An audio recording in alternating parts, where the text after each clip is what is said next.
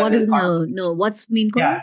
So it's literally a token that is created around a meme. So there'll be like these funny joke memes. People will create a token around that, and then people will buy it. So Andrew Tate, who's this crypto influencer, not a crypto influencer, this like I guess male influencer, he set up a token called Daddy, which became a multi-billion-dollar token within a short amount of time. And there's no value to it because there's no way you can spend the token.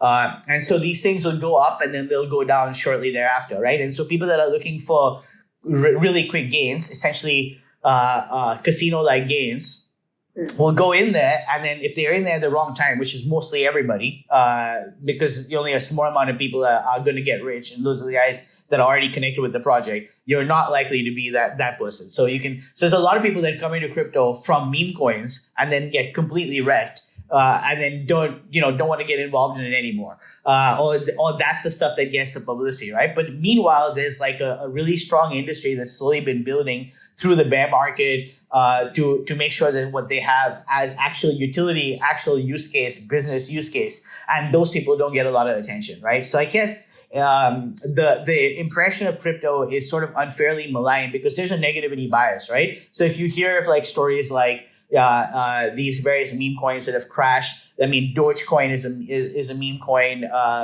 Pepe coin is a meme coin. These coins really don't have any actual utility. There's no way to actually spend them. There's no actual use case for them. I mean, Dogecoin, that is changing a little bit, but for the most part, their valuations are so high that there would be need to be a massive amount of utility in order to support that value. And it just doesn't exist. So those things are all overvalued, and everybody that's putting money are ultimately going to lose it.